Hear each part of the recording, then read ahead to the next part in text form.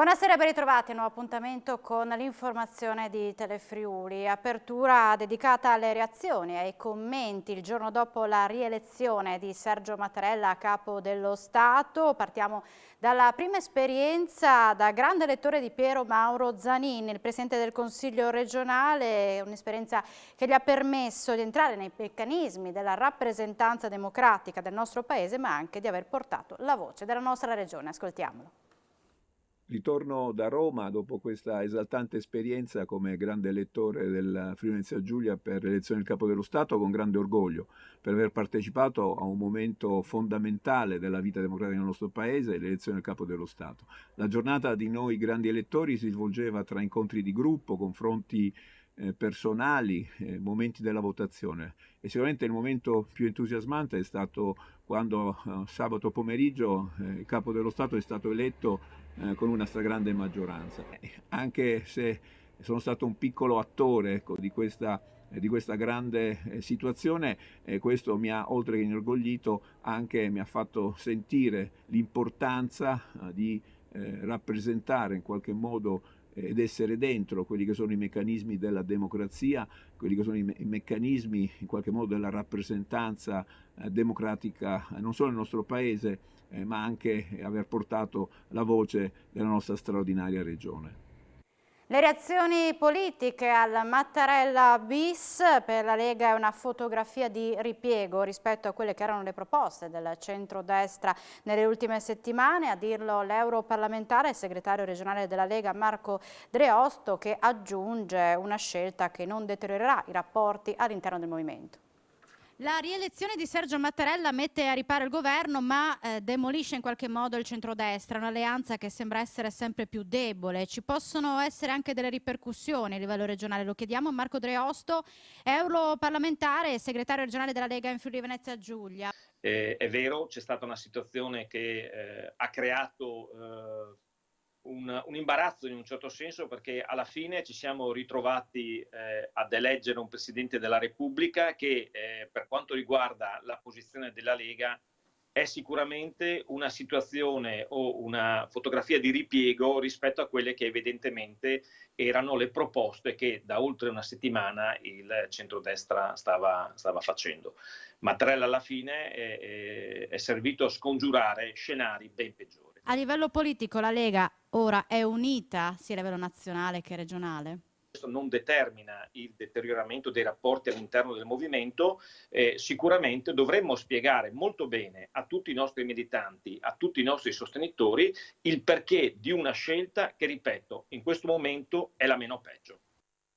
I dati della pandemia registrano 505 ricoveri in area medica, 31 più di ieri. Le persone in isolamento invece scendono a 61.742. Sono 2.680 le nuove positività su 20.051 tamponi eseguiti. Per quanto riguarda l'andamento della diffusione del virus, la fascia più colpita è quella tra i 40 e i 49 anni, il 18,43%. Oggi si registrano i decessi di 8 persone, tra i quali un 64enne di Tarcento. Le persone, come detto, però in isolamento scendono a 61.742.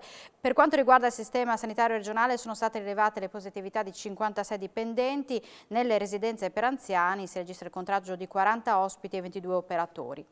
Circa 1000 persone si sono fatte vaccinare oggi a Trieste, al Molo Quarto, dove per tutta la giornata c'è stata la possibilità di farsi somministrare il vaccino senza alcuna prenotazione. Molti sono stati i giovani e i lavoratori che hanno approfittato della giornata festiva per evitare di assentarsi dal posto di lavoro. A tratti si sono formate lunghe file, nonostante il ritmo di somministrazione che in alcuni momenti della giornata ha raggiunto il ritmo di ben 100 dosi all'ora.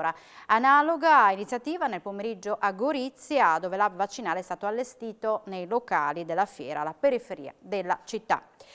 Primo weekend in zona arancione nella nostra regione, conseguente obbligo di Super Green Pass per poter entrare nella maggior parte dei negozi, dei centri commerciali. Una situazione che ha portato a un leggero calo di affluenza per i commercianti, ma anche una sensazione di maggior sicurezza tra la clientela. Obbligo di Green Pass nella maggior parte dei negozi dei centri commerciali, e se per i negozianti questo non sembra aver creato grossi problemi, anche perché sembra che l'afflusso sia sostanzialmente quello degli scorsi weekend, pare che invece la clientela si senta più sicura. Chi ha fatto il Green Pass vuol dire che ci tiene alla salute per sé e per gli altri, cosa che gli altri non fanno. E lei si sente più sicuro così? Sicuramente sì, ecco perché sono venuto. È già pronta col Green Pass? Sì, io sì, nessun problema per me. E come sta andando? La gente, l'afflusso? La vedo più serena, più tranquilla, l'afflusso è normale, entrano senza problemi e se lo chiediamo lo espongono anche loro. Quindi non sono infastiditi dal dover esibire il Green Pass? Quello no, non abbiamo trovato nessun tipo di difficoltà. Alle domeniche precedenti il flusso di gente è leggermente minore, però comunque ci sono e noi siamo molto fiduciosi che ci sia comunque sempre gente.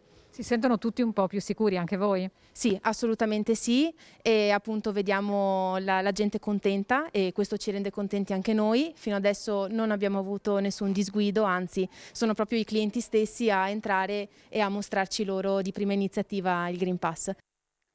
La cronaca con la vicenda di Lorenzo Parelli, ragazzo di 18 anni morto nell'ultimo giorno di stage in un'azienda di Lauzacco, resta al centro dell'attenzione politica nazionale. Ne ha parlato oggi il segretario del PD Enrico Letta, mezz'ora in più su Rai 3, facendo riferimento agli scontri di venerdì mattina a Torino tra studenti e forze dell'ordine in occasione delle manifestazioni di protesta dopo la morte di Lorenzo. Sulla questione di ordine pubblico, ha detto Letta, chiediamo che siano date risposte. Questa è una vicenda abbastanza grave, abbiamo già chiesto e lo chiederemo. Gli studenti intanto si preparano a scendere di nuovo in piazza venerdì prossimo in varie città d'Italia, in particolare a Torino.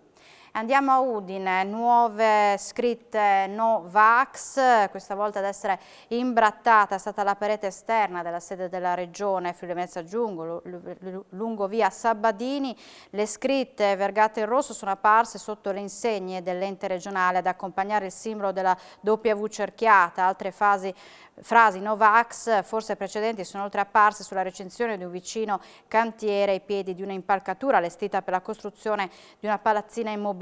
Si tratta dell'ennesimo atto vandalico avvenuto nel capoluogo friulano da metà dicembre, dopo aver colpito le scuole, l'ospedale e diversi sottopassi. Ora gli autori puntano alle istituzioni.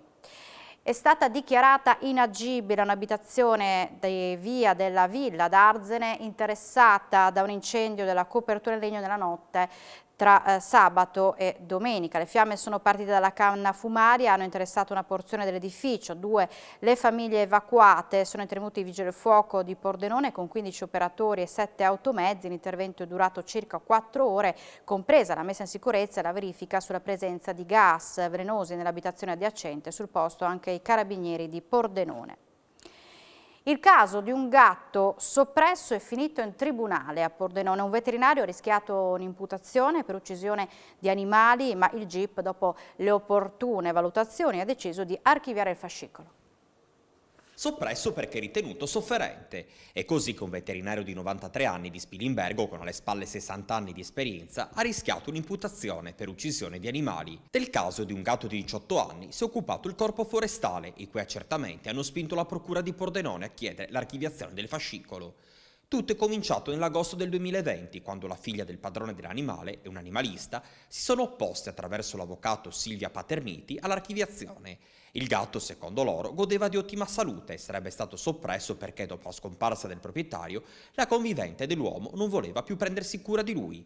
Di parere opposto il veterinario, che si è affidato all'avvocato Luca Donadon di Spilimbergo. Era in situazione, detta da un uomo di 60 anni, assolutamente, ma assolutamente di sofferenza, incontinenza, non era in grado di vivere, non dico normalmente, ma soffriva e quello che è stato fatto non si poteva in nessun modo, evitare. Il gatto, una volta soppresso e una volta seppellito, nel giro di qualche giorno, non è più in grado di essere oggetto di nessuna valutazione. Quindi comunque non c'è la possibilità di valutare come era la salute di questo gatto che, ripetiamo, avessero ragione, a tutto voler concedere, avessero ragione gli altri, aveva oltre 80 anni. paragonati a un uomo, oltre 100 per quel che diciamo noi.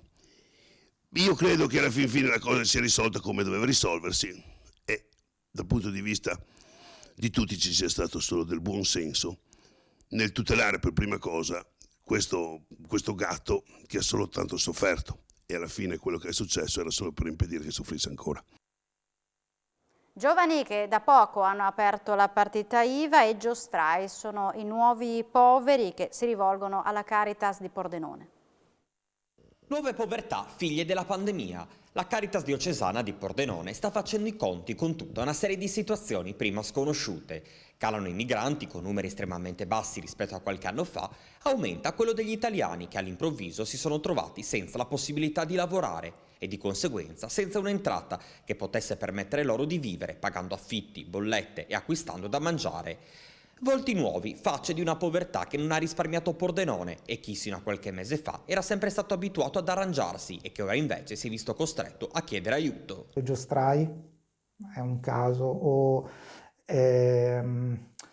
a quei giovani con delle opportunità lavorative, che ne so, a partita IVA per esempio, però che si sono appena impiantati con l'attività e quindi che possono fare fatica ad avere risparmi da parte per tenere. Quindi ci sono state, non sono numeri grandissimi, ma sono segnali di volti che per la prima volta si sono affacciati e che per la prima volta abbiamo appunto toccato e appunto intercettato. La pagina sportiva, a 36 ore dal termine della finestra invernale di mercato, in casa udinese tengono banco la possibile cessione di Deulofeu e il rafforzamento delle concorrenti per la salvezza. Il calciomercato chiude domani alle 20. In vista dello stop a tutte le operazioni si animano le trattative che dovranno definire le rose fino al termine della stagione. In casa bianconera si è lavorato soprattutto sul reparto difensivo, che si è rifatto il lifting con le cessioni di Samir De Maio e gli arrivi di Benkovic e Pablo Mari. Si è lavorato in prospettiva con l'acquisto del centrocampista irlandese Abanqua e quello addirittura di arrivo di Ebosele. Ma i rinforzi erano attesi per la mediana, reparto che ha patito l'infortunio di Pereira e attende conferme. L'argentino ha recuperato a tempo di record e potrebbe già essere convocato per il Torino. Nelle ultime ore Radio Mercato accosta il centrocampista della Spal, Salvatore Esposito, ai friulani e si parla sempre dell'honduregno della regina Rigoberto Rivas. A generare però preoccupazione tra i tifosi ci si mettono due incognite: la possibile partenza di Gerard Deulofeu, cercato dal Marsiglia e di cui l'Udinese sarebbe disposta a privarsi con una cessione a titolo definitivo, e le campagne di rafforzamento delle dirette concorrenti alla salvezza. La nuova proprietà della Salernitana non bada a spese. Dopo aver ingaggiato il DS Walter Sabatini, sta rivoluzionando la squadra con giocatori esperti. Ha già cambiato 9/11 della formazione titolare. Molto attivo anche il Genoa americano con 4 nuovi titolari e il Venezia che ha cambiato un giocatore per reparto. Il Cagliari ha rivoluzionato la difesa e si è assicurato Baselli e la Samp ha piazzato il colpo Sensi. Insomma, le concorrenti non stanno certo a guardare. Alla ripresa del campionato, già nel prossimo fine settimana, una cosa è sicura: la lotta per la salvezza sarà davvero tosta. Noi siamo in chiusura, grazie per l'attenzione, buona serata con i programmi di Telefriuli.